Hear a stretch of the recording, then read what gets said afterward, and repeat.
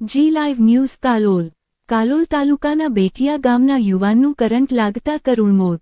કાલોલ તાલુકાના બેઠિયા ગામના રબારી ફળિયામાં રહેતા પ્રદીપકુમાર ગણપતસિંહ ચૌહાણ આજે સવારે પોતાના ખેતરની મુલાકાત લેવા માટે ગયા હતા। ખેતરમાંથી પરત ફરી રહ્યા હતા ત્યારે મુવાડી વડવારૂ ફળિયામાં આવેલ અર્જુનભાઈ શનાભાઈ ચૌહાણના ખેતર પાસેથી પસાર થતા હતા। આ દરમિયાન ખેતરમાં કરંટ પ્રવાહ હોવાના આક્ષેપ વચ્ચે તેઓને અચાનક કરંટ લાગ્યો હતો, જેના કારણે તેમનું ઘટના સ્થળે જ કરુણ મોત નીપજ્યું હોવાનું જાણવા મળ્યું છે। ઘટનાની જાણ થતાં પરિવારજનો અને ગ્રામજનો તાત્કાલિક સ્થળ પર દોડી આવ્યા હતા। ત્યારબાદ પોલીસને જાણ કરવામાં આવી હતી।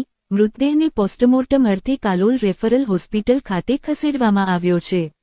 આ બનાવ અંગે કરંટ લાગવા બાબતે આક્ષેપ સાથે વેજલપુર પોલીસ સ્ટેશનમાં ગુનો નોંધાયો છે।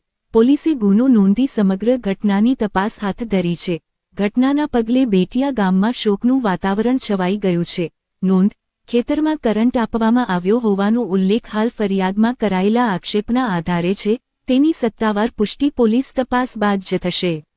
જી લાઈવ ન્યૂઝ કાલોલ તાલુકાના બેઠિયા ગામના યુવાનનું કરંટ લાગતા કરુણ મોત।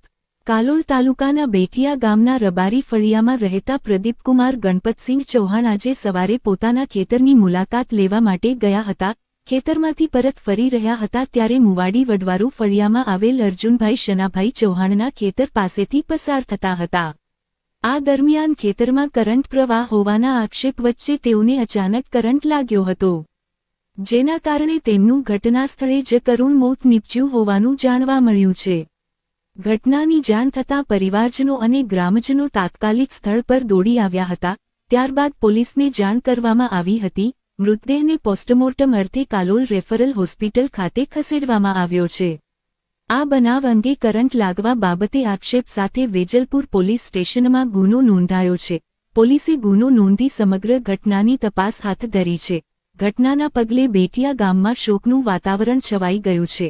નોંધ: ખેતરમાં કરંટ આપવામાં આવ્યો હોવાનો ઉલ્લેખ હાલ ફરિયાદમાં કરાયેલા આક્ષેપના આધારે છે। તેની સત્તાવાર પુષ્ટિ પોલીસ તપાસ બાદ જ થશે।